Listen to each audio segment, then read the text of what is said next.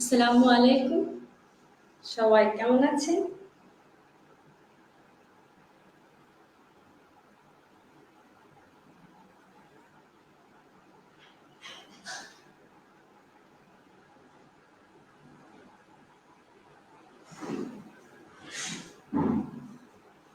কথা শোনা যাচ্ছে, লাইট ক্লিয়ার, একটু কমেন্টে জানান, আমরা ক্লাস শুরু করে দেব।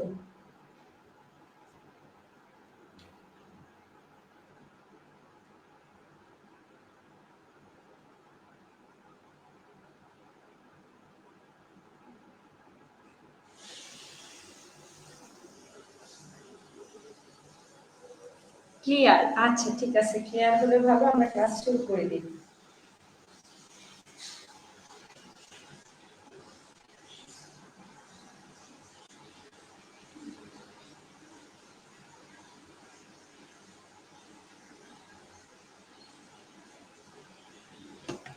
শোনা যাচ্ছে ম্যাম, ওকে, ঠিক আছে।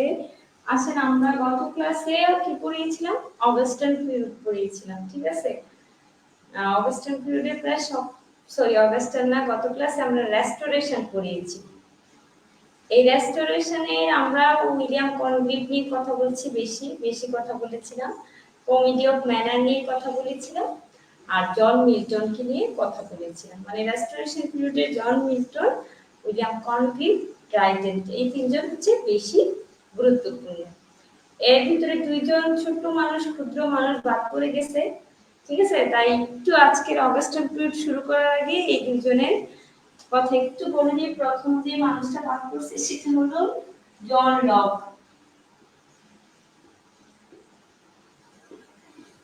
জন লককে আপনারা অনেকেই চিনেন। জন লক হচ্ছে আধুনিক গণতন্ত্রের জনক। আধুনিক গণতন্ত্রের জনক জন লক। আপনার ইংরেজি সাহিত্যে কখনোই ওনার থেকে প্রশ্ন আসবে না, প্রশ্ন আসবে নৈতিকতা ও সুশাসনে। তাই এজন্য কি করলাম, লিখে দিয়েছি। তাহলে জন লকের প্রশ্ন আপনারা কোথায় পাবেন? নৈতিকতা এবং সুশাসনে পাবেন, ঠিক আছে। ওনার একটা বই, এই বইটা খুব বিখ্যাত হয়েছিল, তো এই নামটা একটু দেখে নিন, an essay concerning human understanding. এটা আসলে নৈতিকতা সুশাসনে আসবে, ইংরেজি সাহিত্যে এটা কখনোই আসবে না। আন্ডারস্ট্যান্ডিং। আরেকজন আমরা ছিল স্যামুয়েল বাটলার। স্যামুয়েল বাটলার বিখ্যাত ছিল একটা কবিতার জন্য, এই কবিতাটার নাম হচ্ছে হুডি ব্রাশ। হুডি ব্রাশ, ঠিক আছে। তাহলে হুডি ব্রাশ হচ্ছে একটা কবিতার সংকলন, স্যামুয়েল বাটলারের লেখা। স্যামুয়েল বাটলারের লেখা। জন লক আধুনিক গণতন্ত্রের জনক, নৈতিকতা সুশাসনের জন্য জন লক পড়বেন। An essay concerning human understanding, এটা পড়বেন। আর হচ্ছে এইটা মুখস্থ করবেন, ঠিক আছে। Hudibras, Samuel Butler, Hudibras মুখস্থ করবেন। জন লকের কিছু কোটেশন আছে নৈতিকতা সুশাসনে, এগুলা দেখবেন, ঠিক আছে। একটা কোটেশন হচ্ছে, যেখানে গণতন্ত্র নাই সেখানে কি নাই জানি, এরকম কিছু একটা, ঠিক আছে। তাহলে স্যামুয়েল বাটলার, হুডি ব্রাশ আমাদের মনে রাখলেই চলবে। এবার অগাস্টাইন পিরিয়ড নিয়ে কথা বলি, আজকের ক্লাস যেটা নিয়ে আমাদের।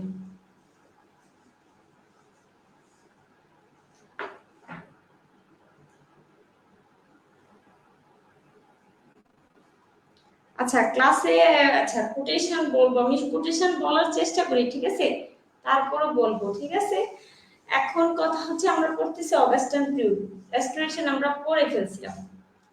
আমাদের সাহিত্যটা আর ইয়েটা মনে আছে? আপনাদের সিরিয়ালটা মনে আছে? প্রথম হচ্ছে ওল্ড ইংলিশ পিরিয়ড, ঠিক আছে। ওল্ড ইংলিশ থেকে middle English period, middle English থেকে রেনেসা, রেনেসা থেকে নিউ ক্লাসিক্যাল, নিউ ক্লাসিক্যাল থেকে Victorian, Victorian sorry new classical থেকে রোমান্টিক, রোমান্টিক থেকে ভিক্টোরিয়ান, ভিক্টোরিয়ান থেকে মডার্ন, মডার্ন থেকে পোস্ট মডার্ন, ঠিক আছে। একটু এইটা আগে মুখস্থ করবেন, উল্টাপাল্টা পড়লে হবে না। প্রথম আপনি যখন পড়া শুরু করবেন, আগে লিখে ফেলবেন যে কোনটা পরে কোনটা, তারপর তারিখটা শিখে ফেলবেন, সালগুলো শিখে ফেলবেন, কারণ সালগুলো পরীক্ষায় আসে। তো আমি যা বলছি আশা করি আপনাদের মনে আছে। তো আমরা এই ইয়ারটার ভিতরে আমরা পড়াচ্ছি কি, নিউ ক্লাসিক্যালটা পড়াচ্ছি। নিউ ক্লাসিক্যালের গত ক্লাসে পড়াইছি রেস্টোরেশন। রেস্টোরেশন আসছে রিস্টোর শব্দটা থেকে, চার্লস টুকতে যখন রাজতন্ত্রে পুনরুদ্ধার করা হলো, ফিরানো হলো, বসানো হলো, এই জন্যই রেস্টোরেশন পিরিয়ডটা এসেছে। ঠিক আছে, তো এই রেস্টোরেশনের পরে আবার চলে আসলো কিসে? অগাস্টানে। অগাস্টান পিরিয়ডটা মূলত নামকরণ করা হয়েছে রোমান সম্রাট অগাস্টাসের নামে, যিনি 27 খ্রিস্টাব্দ থেকে 14 খ্রিস্টাব্দ পর্যন্ত রোমে রাজত্ব করেছিলেন। তো তার নাম অনুসারে এই যুগটার নামকরণ করা হয়েছে। এই যুগটা মূলত আলেকজান্ডার পোপ প্রতিনিধি করেছে। আলেকজান্ডার পোপ একজন বিখ্যাত কবি, সেই কবি এই যুগটাকে রিপ্রেজেন্ট করেছে, যার কারণে এটাকে এজ অফ পোপ বলা হয়। Age of pope.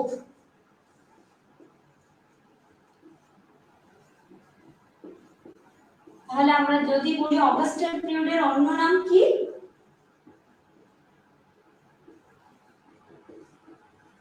অগাস্টান পিরিয়ডের অন্য নাম কি? Age of Pope. ঠিক আছে ম্যাম, কিছু বিষয় একটু আমি পরে মূলত মিরাকল বইটা আপনি প্রথম ক্লাসে সেখানে জর্জ হার্বার্ট জেকুবিয়ান পিরিয়ড আমার বইয়ে দেয়া হার্বার্ট ক্যারোলাইন পিরিয়ডের। আচ্ছা, ক্যারোলাইন পিরিয়ডের। আবার আপনি বললেন জন মিল্টন রেস্টোরেশন পিরিয়ড আমার বইয়ে আছে কমনওয়েলথ পিরিয়ডের। এটা নিয়ে কনফিউজড হওয়ার কিছু নাই, এটা একজন এক এক বইয়ে দিছে। ঠিক আছে, আমি যে বইটা ফলো করি সেটা মূলত আমাদের ইংলিশ লিটারেচারে যেটা ফলো করতো, যেটাকে ইংরেজি সাহিত্যের আমরা বাইবেল বলি। ঠিক আছে, এবিসি অফ ইংলিশ লিটারেচার। আপনারা যাদের বই লেখেন তারা ওনার বইটা পড়ছে, মফিজার রহমান। তো আমি মফিজার রহমানের বই থেকেই পড়ছি, আপনি কনফিউজড হয়েন না, আপনি শিওর থাকেন জন মিল্টন রেস্টোরেশন পিরিয়ডের, আবার জন মিল্টন পিউরিটান পিরিয়ডের। ঠিক আছে, এটা নিয়ে কনফিউজড হওয়ার কিছু নেই। আর জর্জ হার্বার্ট হচ্ছে আপনার আমরা যে বলছিলাম যে মেটাফিজিক্যাল পোয়েট্রি, মেটাফিজিক্যাল পোয়েট। ঠিক আছে, এই প্রশ্ন আসাচ্ছে আগে আসবে জর্জ হার্বার্ট কোন যুগের, কোন বইটা পড়বো। আচ্ছা দাঁড়ান,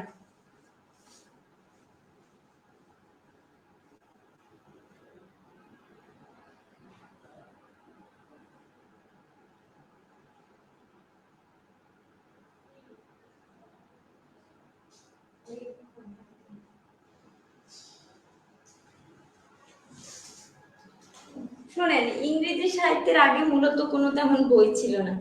তো এই বইটা আমরা ইংলিশ লিটারেচার স্টুডেন্টরা পড়ছি, যারা আগে ইংলিশ লিটারেচার দিছি। ঠিক আছে, তাহলে এই বইটাই আপনি ফলো করবেন, আমি কারো বই ফলো করতে বলবো না, কারণ এটা কখনো ভুল হবে না, এটা থেকে অনেক প্রশ্ন কমন করে। এটা হচ্ছে মূল বইয়ের মতো। ঠিক আছে, এখন দেখুন অগাস্টান পিরিয়ড এজ অফ পোপে সময়টা হচ্ছে আমরা জানি 1700 থেকে 1745। এই ধরনের প্রশ্ন শেষে করবেন। ঠিক আছে, ক্লাসের প্রথমে করলে মনোযোগটা মানে ব্রেক হয়ে যায়। দেখেন Augustan period age of Pope 1700 থেকে 1745। অগাস্টান পিরিয়ডে পোপ যেহেতু প্রতিনিধি করছে, পোপ হচ্ছে বিখ্যাত। এই পিরিয়ডের গুরুত্বপূর্ণ ঘটনা যেটা হচ্ছে সেটা হচ্ছে ইংরেজি দৈনিক পত্রিকা একটা বের হয়েছিল, মানে প্রতিদিনের এখন যে আমরা যে পত্রিকাগুলো পাই সেই পত্রিকাটা প্রথম বের হয়েছে, মানে ফার্স্ট পত্রিকা বলা যেতে পারে, সেটা বের হয়েছে। পত্রিকাটার নাম হচ্ছে দেখুন ডেইলি কোরেন্ট। ঠিক আছে, ডেইলি কোরেন্ট। এটা হচ্ছে ইংরেজি সাহিত্য, ইংরেজি ভাষার ইংল্যান্ডের প্রথম পত্রিকা, যেটা কি করলো 1702 সালে বের হলো। এটা হচ্ছে সহজ কথা, কোনো এখানে ভেজাল নাই। তারপর আসেন আমরা পোপকে নিয়ে কথা বলি, যেহেতু পোপ হচ্ছে এই যুগের প্রতিনিধিকারী।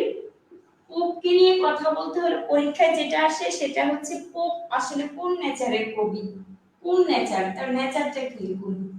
তার নেচারটা হচ্ছে তিনি মক্কারি করেন, মক হিরোইক পোয়েম লিখেন, যার কারণে তার নাম হচ্ছে মক হিরোইক পয়েট। তার নাম হচ্ছে কি? Mock heroic poet. এখন প্রশ্ন আসছে মক হিরোইকটা কি? মক হিরোইকটা হচ্ছে একটা কবিতার এমন একটা ধারা যেখানে হিরোইজম, বীরত্ব, হিরোইজম জিনিসটা বুঝেন না, এপিক যেটাতে থাকে আর কি।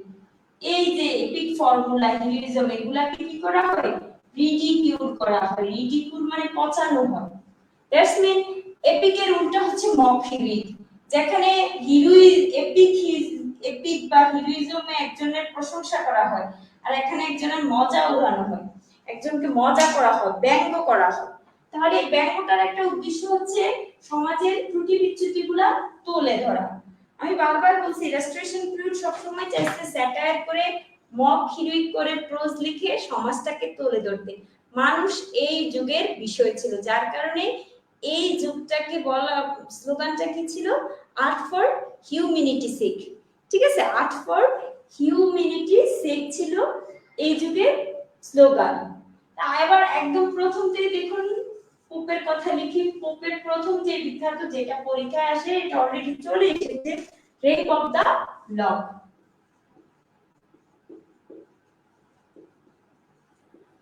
এই রেপ অফ দা লকের যেটা আপনাদের জানার দরকার, ধরেন আপনাদের তো হচ্ছে খুব বেশি ডিপে যাওয়ার দরকার নেই, আবার খুব একদম সুপারফিশিয়ালও আপনারা পড়তে পারবেন না। তো এখানে যে চরিত্রগুলো, প্রথমটা হচ্ছে বেলিন্দা, তারপর হচ্ছে ব্যারন, ক্ল্যারিসা,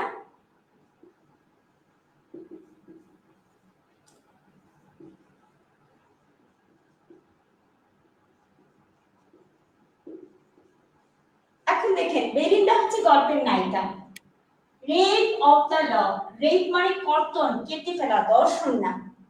ঠিক আছে, সুন্দরী নায়িকা বেলিন্দার দুইটা লক ছিল, লক মানে বেলি। এই যে বেলিন্দা, সে ছিল সুন্দরী। ঠিক আছে, সে ঘুম থেকে উঠতো আর মোড়া দিয়ে 11টা বাজে, উঠে সে আয়নার সামনে বসতো, গাদা গাদা চিঠি ছেলেদের তার ড্রেসিং টেবিলের সামনে পড়ে থাকতো। সেই চিঠিগুলো পড়তো, হাসতো, 2 ঘন্টা লেগে রেডি হতো। তারপর সে কি করতো, ট্যামস নদী দিয়ে হাম্পটন কোট নামে একটা জায়গা আছে, সেখানে বসতো, রেস্টুরেন্টে বসে ছেলেদের সাথে কথা বলতো, গল্প গুজব করতো, তারপর চলে আসতো। এটা হচ্ছে তার নিত্য নৈমিত্তিক লাইফস্টাইল। আসলে মূলত বেলিন্দাকে দিয়ে ওই সমাজের শ্যালো চরিত্রটাকে তুলে ধরা হয়েছে, যে তাদের কি কোনো আর কাজ নেই।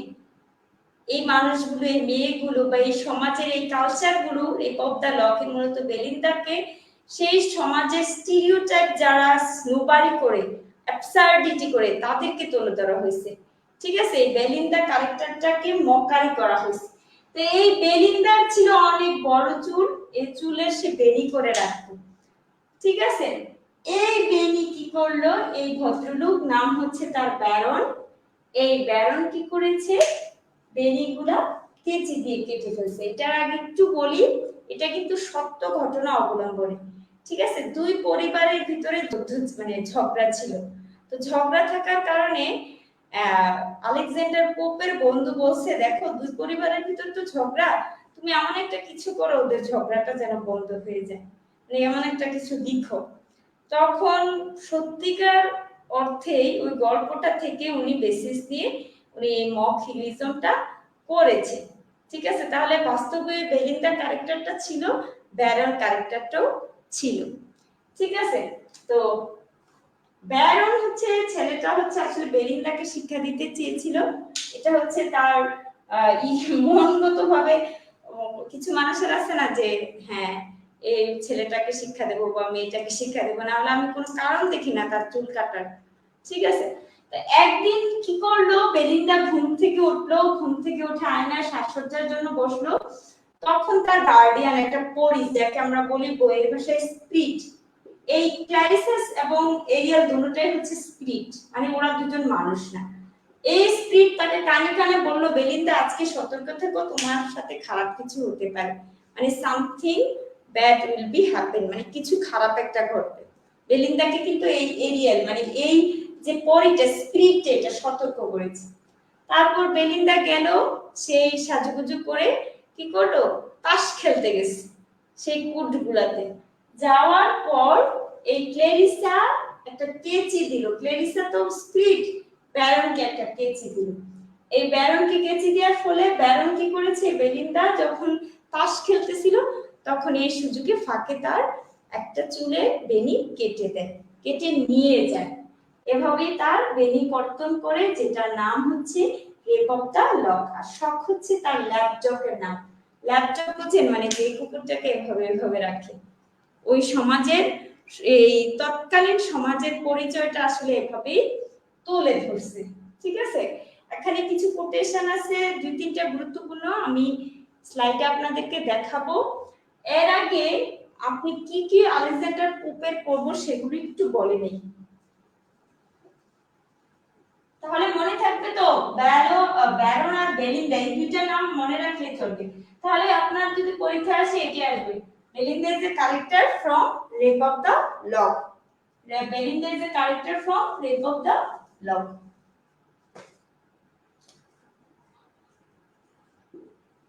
দেখেন, Dunciad the assembly,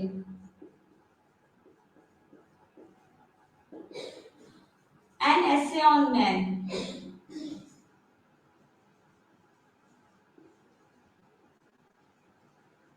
an essay on criticism। প্রথমটা মুখস্থ করলে করবে, না করলে নাই, কোনো সমস্যা না। এই দুইটা নাম অবশ্যই মুখস্থ করতে হবে, আর কোনো আমি উপায় দেখছি না, মাস্ট বি মুখস্থ আপনাদের করতে হবে।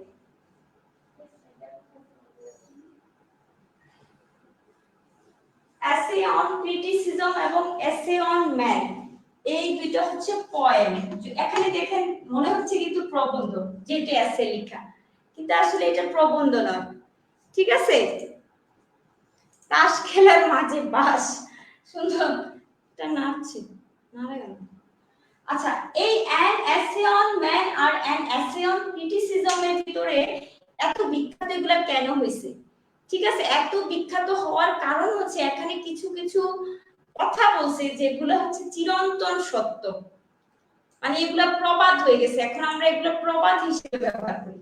ঠিক আছে, বিশেষ করে এই যে এসে এন্ড এসে অন ক্রিটিসিজম, আপনার মনে হচ্ছে এখানে ক্রিটিসিজম শব্দটা মানে মনে হয় এটা সাহিত্য সমালোচনামূলক কিছু।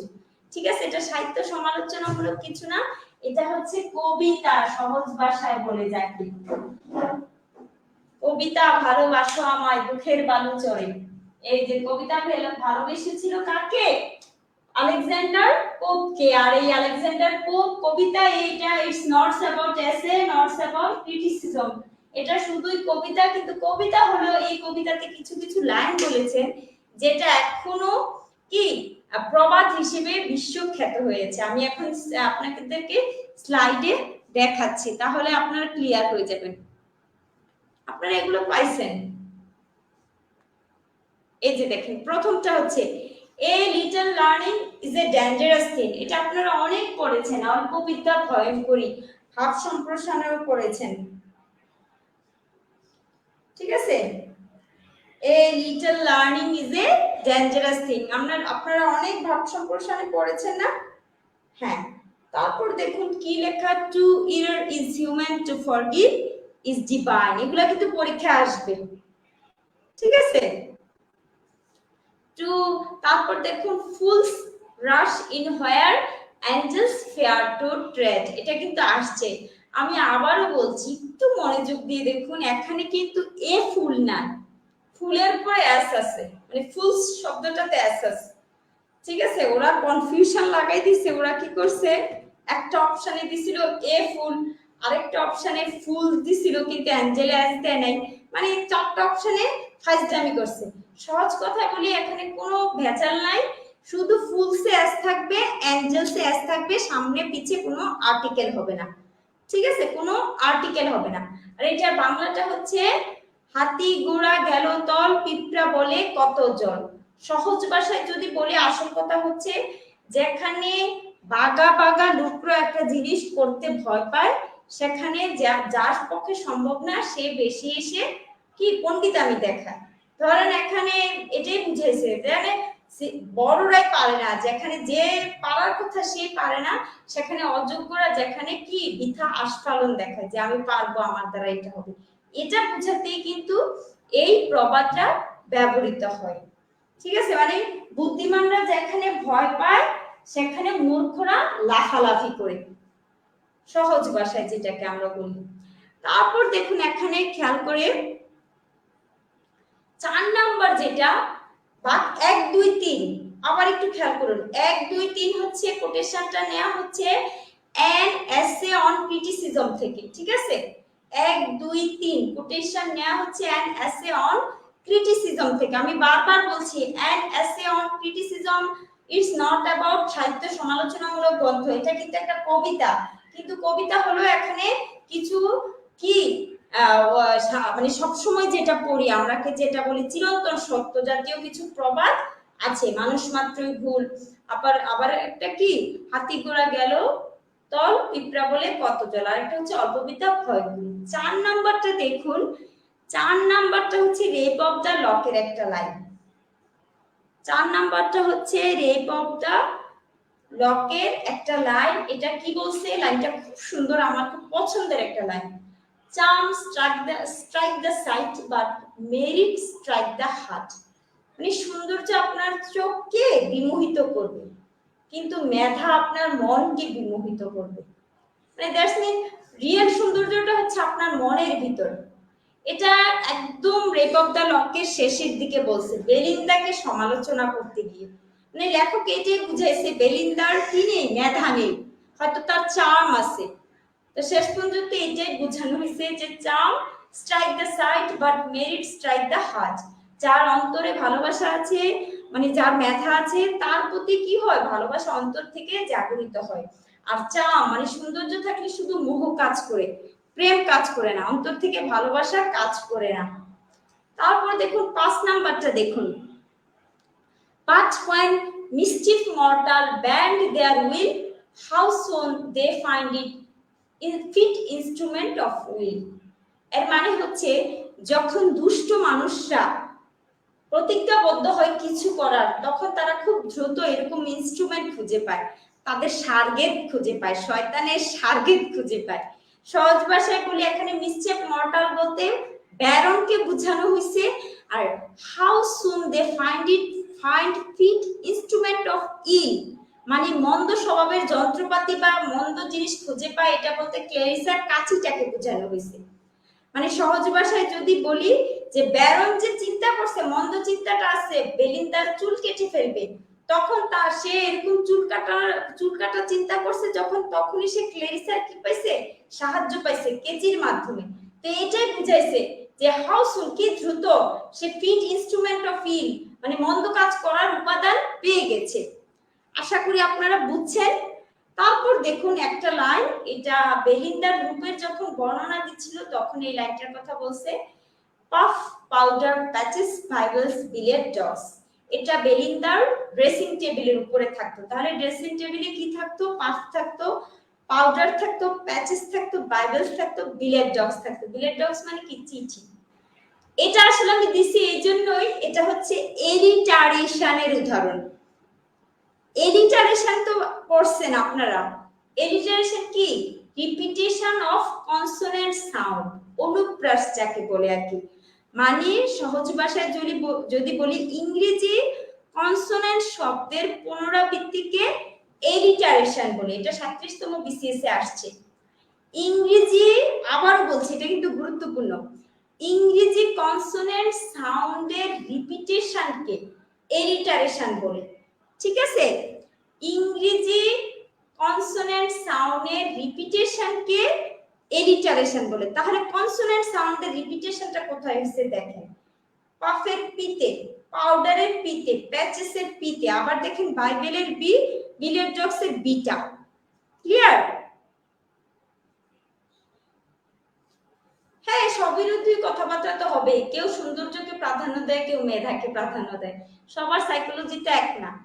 ওই এলিজাবেথ ওয়ানের সাইকোলজি ছিল যে উনি সুন্দর চেহারা দেখলে খুশি হয়, এটা অনেক ভাইবা বোর্ডের অনেক স্যার ম্যাডামদের সাইকোলজি থাকে, স্মার্ট ছেলে মেয়ে দেখলে বেশি নাম্বার দেয়।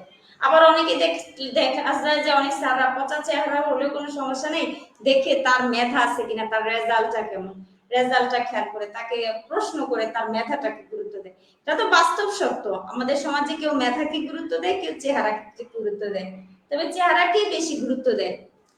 এখন পাফ পাউডার প্যাচেস আপনারা আশা করি বুঝেছেন, উদাহরণ হচ্ছে সহজ ভাষায় এলিটারেশনের, পরীক্ষা আসতে পারে। আর ভাওয়েল বর্ণের রিপিটেশনকে বলে অ্যাসোনেন্স, ভাওয়েল বর্ণের রিপিটেশনকে বলে অ্যাসোনেন্স। এবার আসেন এই যে একটা বিখ্যাত উদাহরণ, এটা হচ্ছে এন্টি ক্লাইম্যাক্স এর উদাহরণ। আমরা একসাথে দুইটা জিনিস কিন্তু শিখে ফেলতেছি।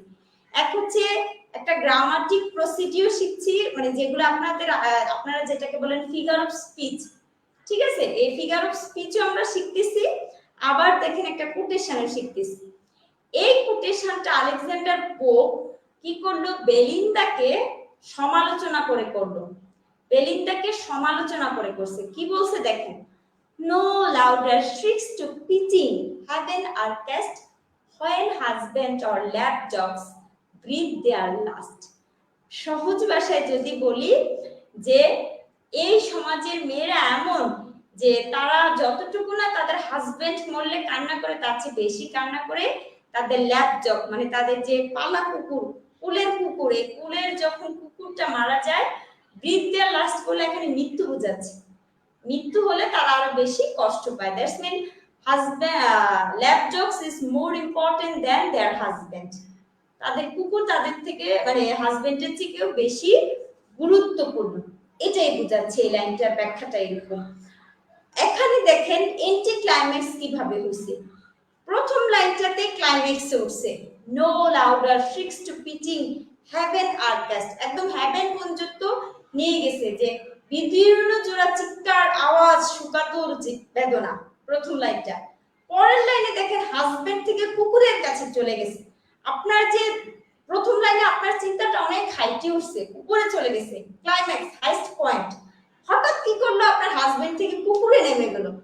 এই যে হাজবেন্ড থেকে কুকুরে নেমে যাওয়া, সেটাই হচ্ছে এন্টি ক্লাইম্যাক্স।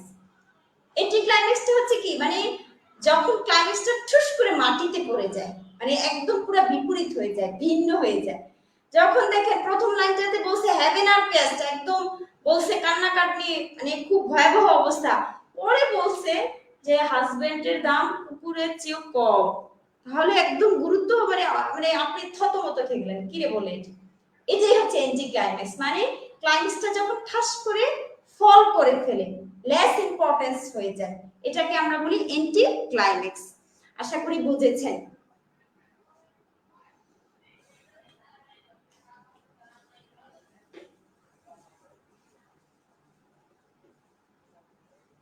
এবার আসেন আমরা যেটা নিয়ে পড়বো সেটা হচ্ছে Gulliver Travels.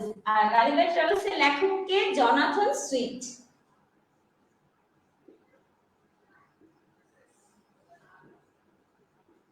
R Rape of the Lock এর নামের সাথে মিল আছে, হেনরি ফিল্ডিং একটা লেখা লিখছে, রেপ আপন রেপ।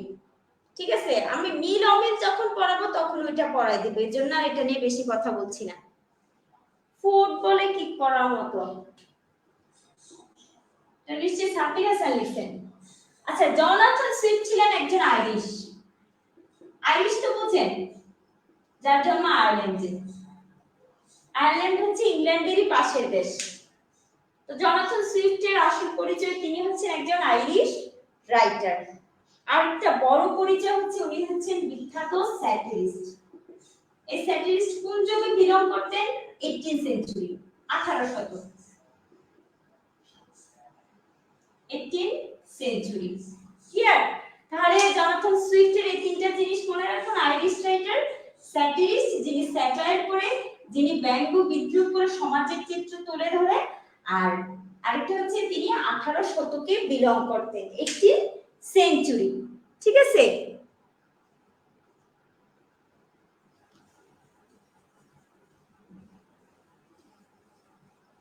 এখন উনি যা যা লিখছেন এগুলা কোনগুলা পড়বেন, কোনগুলা গুরুত্বপূর্ণ। প্রথম কথা হচ্ছে গালিভার ট্রাভেলস করবেন, যেটা হচ্ছে একটা বিখ্যাত কি satire, Gulliver travels.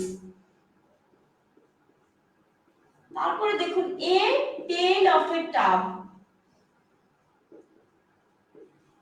Battle of the Book, the Battle of the Book. এই নামে এই ব্যাটেলের জায়গায় শুধু লাইভ বসাই দিলে একটা নভেল আছে, সেটা লিখছে চার্লস ডিকেন্স। মানে ব্যাটেল অফ দ্য বুক লিখছে গালিভার ট্রাভেলস, জনাথন সুইফট। ঠিক আছে? ব্যাটেল অফ দ্য বুকস লিখছে সুইফট, আর ব্যাটল অফ দ্য লাইফ লিখছে চার্লস ডিকেন্স। তফাৎটা শুধু এই জায়গায়, ঠিক আছে। আরেকটা হচ্ছে a modest proposal. Drapier's letter important না তাই লিখছি না, ঠিক আছে। ট্রাপিয়ার্স লেটার ইম্পর্টেন্ট না তাই লিখছি না, এই চারটা মুখস্থ করবেন। তাহলে গালিবার টাবে বসে কি করলো? টাব তো বুঝেন, যেটাতে আমরা গোসল করে আর কি, কাচের যে পাত্রটা থাকে বড়। তাহলে মনে রাখেন এভাবে, গালিবার ট্রাভেল পাত্রে বসে কি একটা মডেস্ট প্রপোজালের বই লিখছে, মডেস্ট প্রপোজালের বই লিখছে। গালিবার ট্রাভেলস পাত্রে বসে, গালিবার ট্রাভেলস পাত্রে বসে মডেস্ট প্রপোজালের বই লিখছে, মডেস্ট প্রপোজালের বই লিখছে। ক্লিয়ার?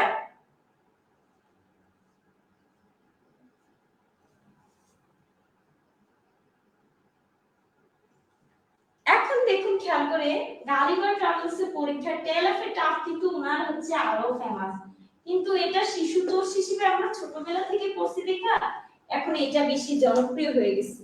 কাহিনী হচ্ছে এই জায়গাতে, কিন্তু মূলত তার সবচেয়ে মানে দামি যে লেখাটা এটা হচ্ছে টেল অফ এ টাফ, কিন্তু এটা ছোটবেলা থেকে সবাই পড়ছে, শিশুতোষ গ্রন্থ হিসেবে বেশি পরিচিত পাইছে দেখা এটা সবাই জানে। গালিবার ট্রাভেলস এর মেইন যে চরিত্র তার নাম হচ্ছে ল্যামুয়েল গালিবার। এই ল্যামুয়েল গালিবার হচ্ছে গালিবার ট্রাভেলস এর আসল প্রোটাগনিস্ট বলতে পারেন বা নায়ক বলতে পারেন, যেটাই হচ্ছে তো নায়িকা নাই, ঠিক আছে। গালিবার বানানটা মানে আমি ভুল লিখছি, বি হবে মনে হয়। আমি কি গালিবার বানানটা ভুল লিখছি সম্ভবত? না ঠিক আছে,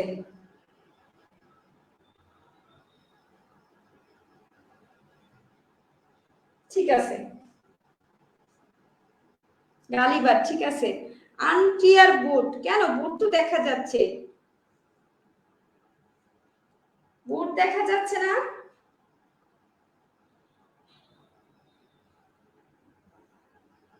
বলতে পারেন বা নায়ক বলতে পারেন, ঠিক আছে।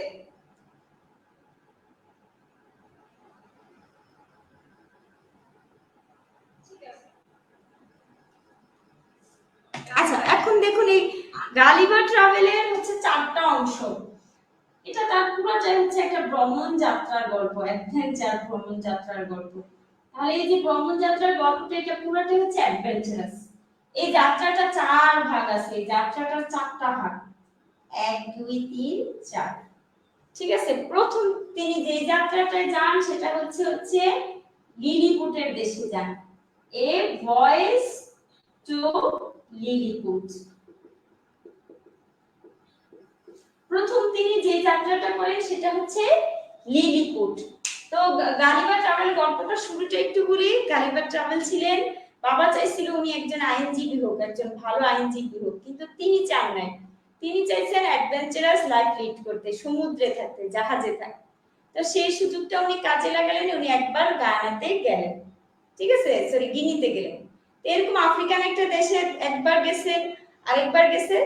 একবার ইনি যখন সিরিয়াসলি ব্যবসা করার জন্য গেলেন, ব্রাজিলের উদ্দেশ্যে রওনা দিলেন যে উনি আবার ব্যবসা পাতি কিছু করবেন, তখন তার এই জাহাজটা কি করে অ্যাক্সিডেন্ট হয়, ঠিক আছে, ধ্বংসপ্রাপ্ত হয়ে যায়। তখন এই তিনি একদম শুনশান এক জায়গায় এসে ওনার দেহটা ভাসতে ভাসতে চলে আসে সমুদ্রের কিনারে। ঘুম থেকে উঠে উনি উঠে দেখেন যে ওনার হাত পা সব বাঁধা, কিন্তু অদ্ভুত বিষয় হচ্ছে উনি যে মানুষগুলোকে দেখছেন সেই মানুষগুলো হচ্ছে 6 ইঞ্চি, ঠিক আছে, 6 ইঞ্চি, 12 ইঞ্চিতে 1 ফুট, তাহলে 6 ইঞ্চির মানুষ, তারা সবাই ছোট ছোট পিঁপড়ার মতো। তো ওই দেশে উনি থাকা শুরু করলেন, এই লিলিপুটদের সাহায্য করলেন। লিলিপুটের একটা পাশের দেশ আছে ব্লেফিস্কু, সেই দেশের সাথে রাজাদের লিলিপুটদের দ্বন্দ্ব ছিল। তো উনি লিলিপুটদের হয়ে তাদেরকে কি করলেন? সাহায্য করলেন, বিভিন্ন কাজে সাহায্য করতেন। আবার তাকে খাওয়াতেও লিলিপুটদের অনেক খাবার কি করতে হতো, অনেক বছরের মানে দিনের খাবার একসাথে করতে হতো লিলিপুটকে, সরি গালিবার ট্রাভেলসকে খাওয়ানোর জন্য।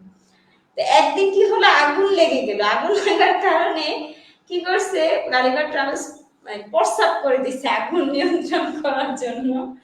তো তো প্রস্রাব করে দেওয়ার ফলে রাজা খুব বিরক্ত হয়েছে, যদিও সেটা জীবন বাঁচানোর জন্য করছে, যে এটা আগুন লেগে গেছে, কিন্তু রাজা এটাতে খুব ক্ষিপ্ত হয়েছে। ক্ষিপ্ত হয়ে বলছে গালিবার ট্রাভেলসকে উনি শাস্তি দিবেন, অনেক বড় শাস্তি দিবেন। এই জন্য ভয়ে গালিবার ট্রাভেলস কি করলো, আবার সমুদ্রে পালিয়ে চলে আসলো। ঠিক আছে, পালিয়ে চলে আসার শেষ পর্যন্ত সে আবার ইংল্যান্ডে পৌঁছলো। এটা হচ্ছে তার প্রথম যাত্রাটার কাহিনী। ঠিক আছে, ভয়েস টু লিলিপুট। তারপরে দেখুন তিনি আবার সমুদ্র যাত্রা করলেন। সমুদ্র যাত্রা করে যে দেশটাতে গেলেন সেটা হচ্ছে ব্রডজিন্সনাগ। ঠিক আছে, ব্রডজিন্সনাগ, ব্রডজিন্সনাগ। তো এই দেশে যে এটা কখন আসবে না, মনে রাখেন, এত কঠিন নাম না, আসলে এটাই আসতে পারে যে কোন দেশে গিয়েছি। ঠিক আছে, তো এই ব্রডজিন্সনাগ দেশে গেছে, সেখানে উল্টা উনি লিলিপুট হয়ে গেছে।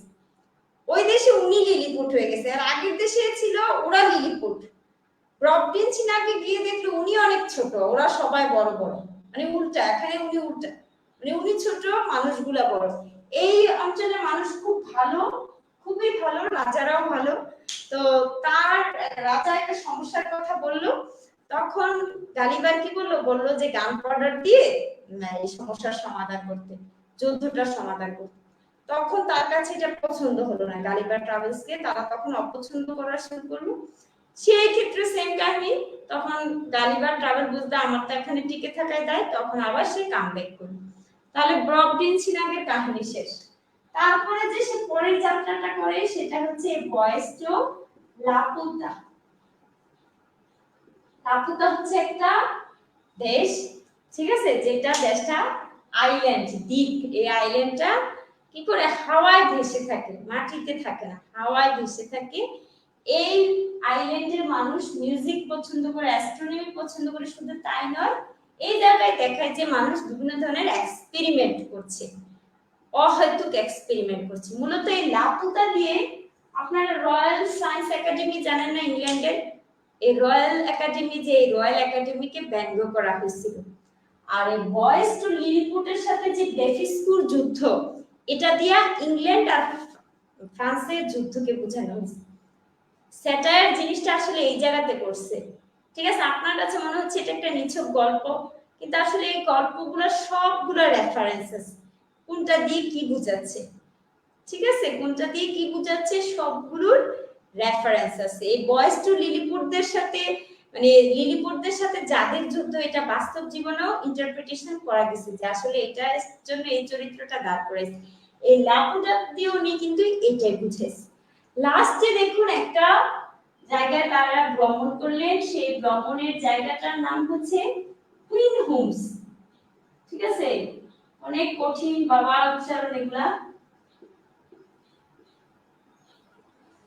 এই যে হুইন হোমস, এই হুইন হোমসে আসলে মানুষকে উনি ক্রিটিসাইজ করছে, এজন্য বলা হয়েছে জনাথন সুইফট হচ্ছে মিসানথ্রোপিস্ট। মিসানথ্রোপিস্ট মানে হচ্ছে যিনি মানুষকে পছন্দ করে না, মানব বিদ্বেষী। ঠিক আছে, মিসানথ্রোপিস্ট। তাহলে মিসানথ্রোপিস্ট কি, যে মানুষকে পছন্দ করে না, যে মানুষকে পছন্দ করে না, টি এইচ কিন্তু, ঠিক আছে, টি এইচ। মিসানথ্রোপিস্ট মানে হচ্ছে মানব বিদ্বেষী। তাহলে এই হুইন হোমসকে কেন তাকে মানব বিদ্বেষী বলছে, কেন জানেন? এই হুইন হোমসে দেখা যায় যে এখানে হুইন হোমসটা হচ্ছে ঘোড়া জাতীয়, হ্যাঁ, আর ইয়াহুরা হচ্ছে মানুষদের মতো, কিন্তু ইয়াহুরা হচ্ছে বর্বর। আল্লাহ, হুইন হোম তো আর দেখাই যাচ্ছে না, মানব বিদ্বেষী।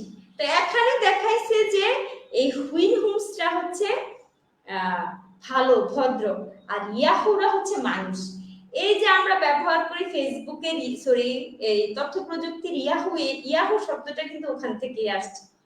ঠিক আছে, এই ইয়াহু মানে হচ্ছে মানুষ, আর মানুষ বলতে এখানে খারাপ মানুষ বোঝানো হয়েছে। হুইন হোমসরা কি করে এই যে ইয়াহুদেরকে শিখায় যে কিভাবে ভালো করতে হবে, কিভাবে করতে হবে, ওরা তো অসভ্য বর্বর শেখানো হয়। তাহলে এখানে তিনি ইয়াহু দ্বারা মানুষকে ক্রিটিসাইজ করছেন।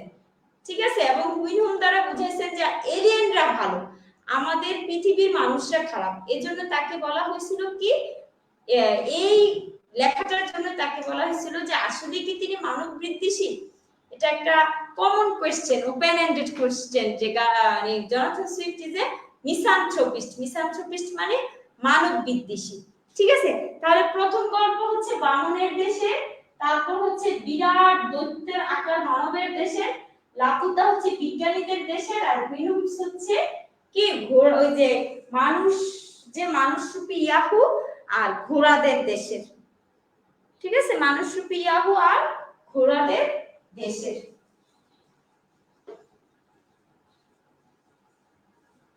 সুইফট থেকে আমাদের আর কিছু পড়তে হবে না, এবার আমরা দুইটা পড়েই ছুটি দিয়ে দেব। বললাম না আজকের ক্লাস একদম ছোট, সব একসাথে পড়াইলে পারতাম, কিন্তু আপনাদের মাথা গরম হয়ে যাবে সব একসাথে পড়ালে। এখন আসেন আমরা কি করব, রবিনসন ক্রুসো কি লিখছে, ড্যানিয়েল ডিফু লিখছে।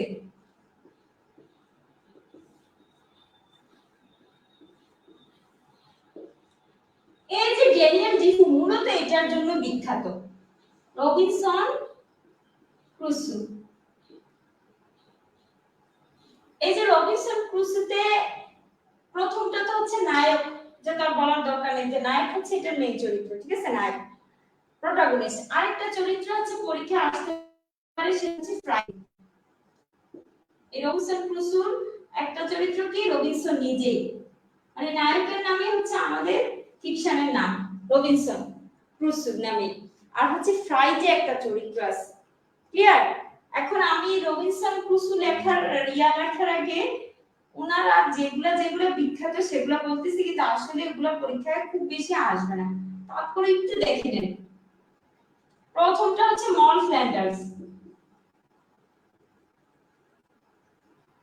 Captain Singleton, sorry Rukhsana.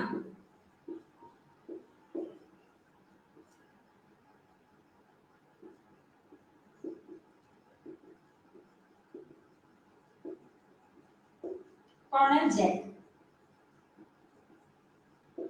মনে রাখবেন এভাবে, দেখুন Robinson Crusoe Captain Singleton Colonel জ্যাকের ছোট বোন রুকসানাকে বিয়ে করার জন্য মলে গেলেন।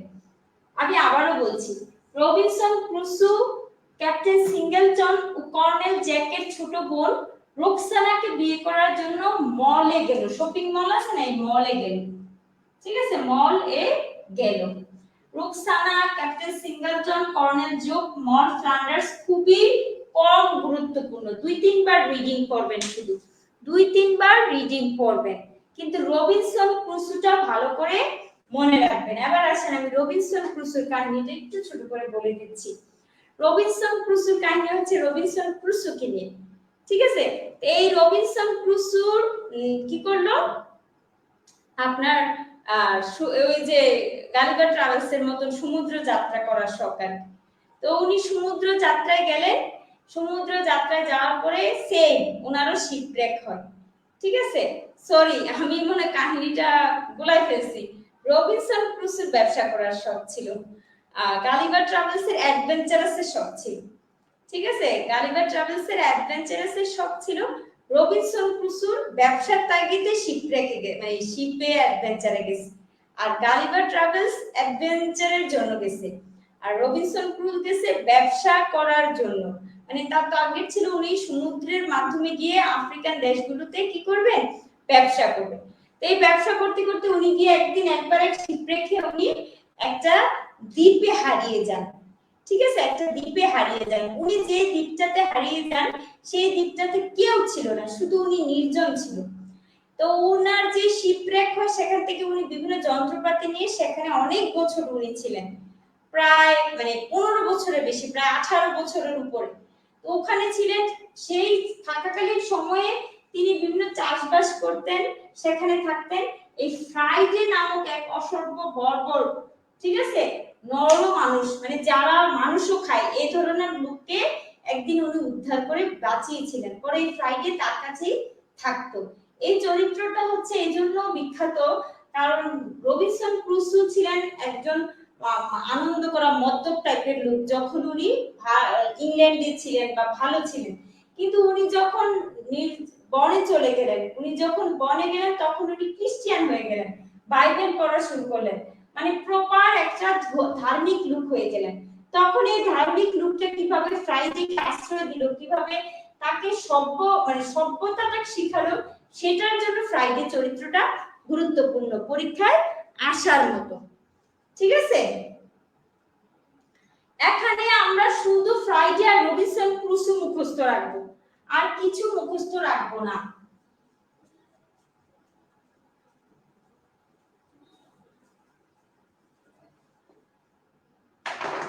এবার আসেন শেষ, আমাদের ক্লাসের প্রায় একদম শেষ হচ্ছে।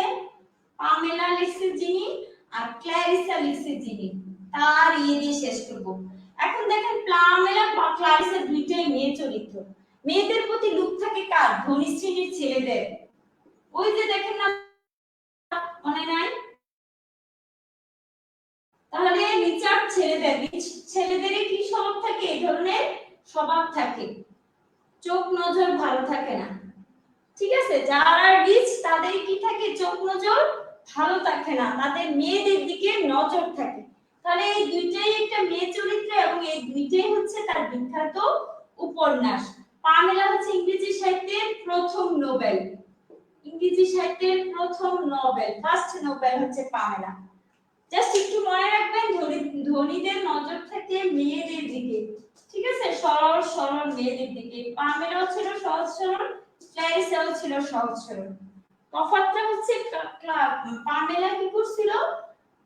কাজের মেয়ে ছিল, মালিকের ছেলে তাকে বিভিন্ন ভাবে প্রপোজ করত, তাকে কাছে পেতে চাইত, কিন্তু পামেলা সবসময় প্রত্যাখ্যাত করছে। করার পরে শেষ পর্যন্ত মালিকের ছেলে তাকে বৈধ উপায়ে বিয়ের প্রস্তাব দেয়। স্যামুয়েল রিচার্ডসন এটা দিয়ে একটুটুকুই বুঝাতে চাইছেন যে সে সততার পুরস্কার পাইছে, সে যে সৎ ছিল। এই যে বারবার তাকে যে এভাবে আবেদন করছে, সে যে আবেদনে সাড়া দিছে না, শেষ পর্যন্ত বিয়ের মাধ্যমে এটা সমাধান হয়েছে। যার কারণে এই গল্পটার সাবটাইটেল হচ্ছে ভার্চু রিওয়ার্ডেড, ভার্চু রিওয়ার্ডেড। আর ক্লারিসার কাহিনীটাও সেম। সে কি করলো? পালিয়ে গেছিল একটা ছেলের সাথে। সেই ছেলেটা তাকে বারবার কি করছিল? রেপ করার জন্য, ইয়ে করাতে সে কি করলো? আত্মহত্যা করলো। সেম কাহিনী, কিন্তু সে কি করছে? তার সতীত্ব নষ্ট না হতে দিয়ে সে আত্মহত্যা করে ফেলছে।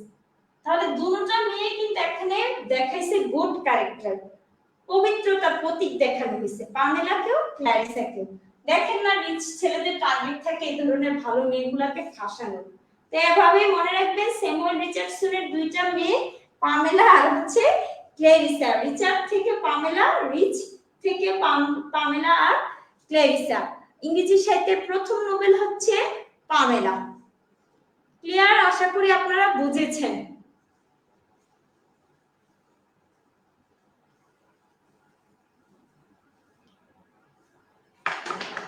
এবার আমাকে কিছু প্রশ্নের উত্তর দেন। কি বুঝেন না? জিনা মিস কি বলছেন? ইন্নালিল্লাহ।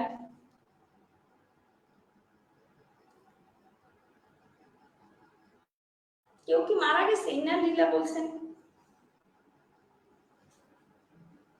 সহজ ভাষায় একটু রিভিউ দেই। রিভিউটা হচ্ছে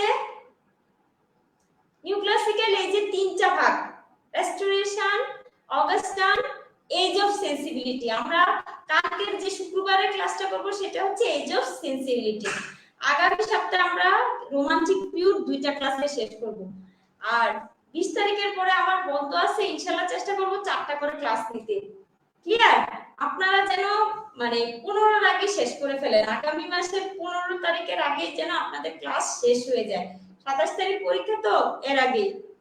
ঠিক আছে? ছন্দগুলা কি শীটে থাকবে?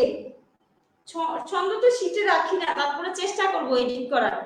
ঠিক আছে? ও ক্ল্যারিসা সুইসাইড করলো, ভালো করছে। ঠিক আছে,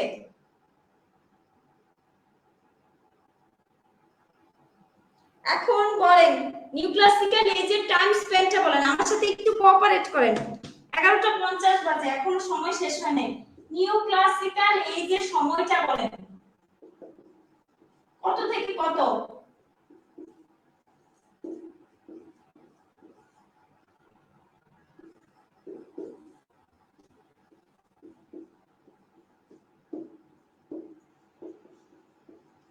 বলেন। বলেন তো কোনটা অ্যানসার?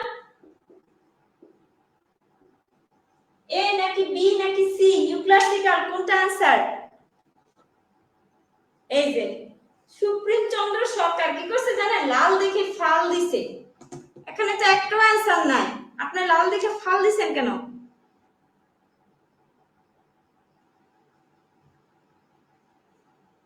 এই তো দেখছেন, আমি তো টুইস্ট এখানেই রাখছি, আমি তো অ্যানসারই দেই নাই।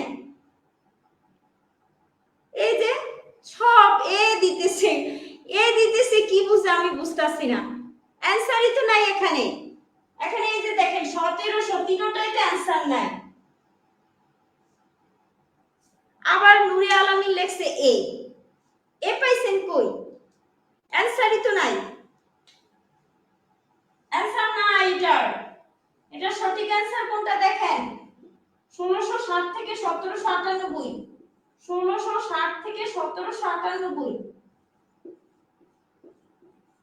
লুসিফারের আত্মা আপনাদের উপর সবার উপর ভর করছে, যারা এ বি সি आंसर দিতেছেন। লুসিফারের চাকর না কে ছিল? মেফিস্টোফিলিস, বৃত্ত। আমাদের ক্লাসে আজকে ঢুকে গেছে মেফিস্টোফিলিস।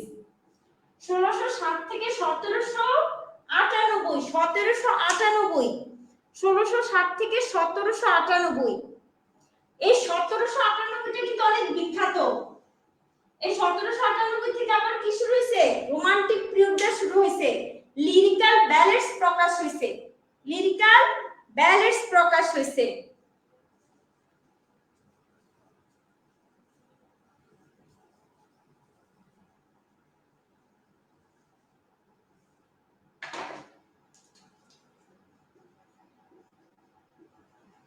এবার বলেন এ টেল অফ এ টাপ কে লিখছে? আনসার দিবেন, এর আনসার দিবেন। Who is the writer of a tell of a tub? Modest proposal কে লিখছে?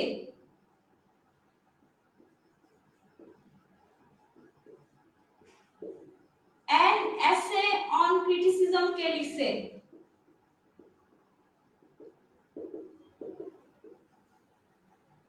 A B C answer then.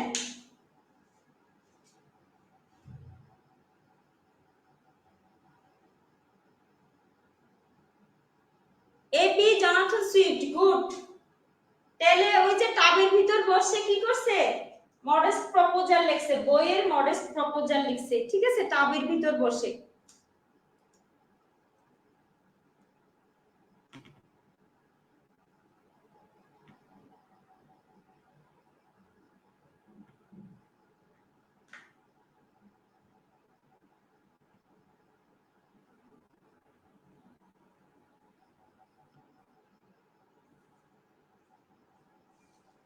Good.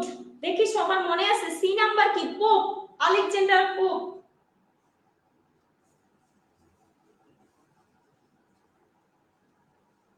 ইংরেজি সাহিত্যের what is the first novel of English literature? Mention name, mention the name of first novel. ইংরেজি সাহিত্যের প্রথম Nobel কি ছিল?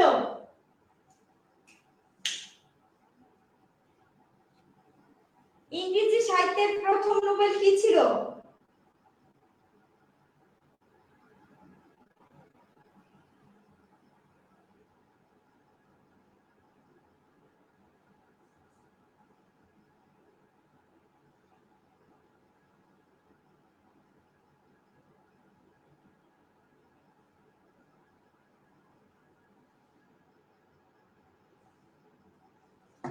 Pamela, সৎ মেয়ে পামেলা, পুত পবিত্র মেয়ে পামেলা। হিরোইক কপলেটের জন্য কে বিখ্যাত বলেন তো? হিরোইক কপলেট।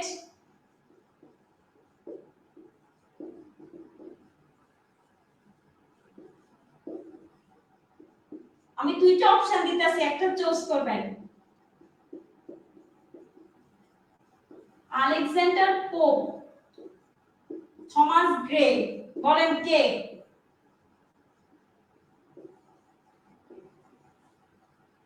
কপলেটের জন্য বিখ্যাত কে? আলেকজান্ডার পোপ, আর হচ্ছে Thomas Gray, Pamela Richardson. Good.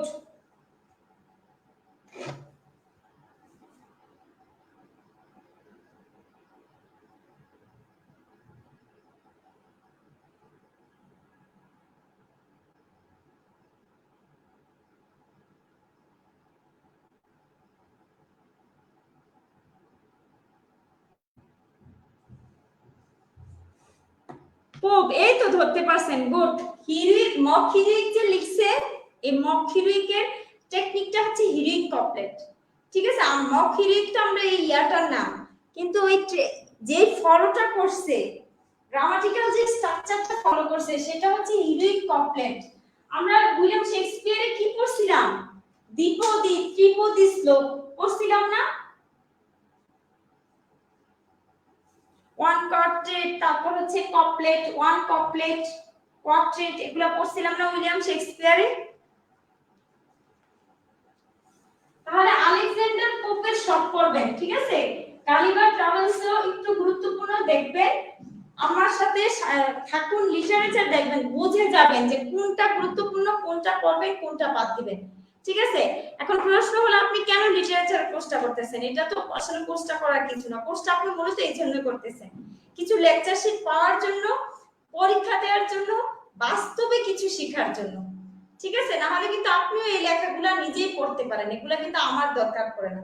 কিন্তু কথা হচ্ছে আমার লেকচারটা দেখলে এগুলো আপনার মনে থাকবে বা বুঝতে পারবেন যে কোনটা বাদ দেব, কোনটা গুরুত্বপূর্ণ। কারণ আমি কি করছি, ইংরেজি সাহিত্য পড়ছি।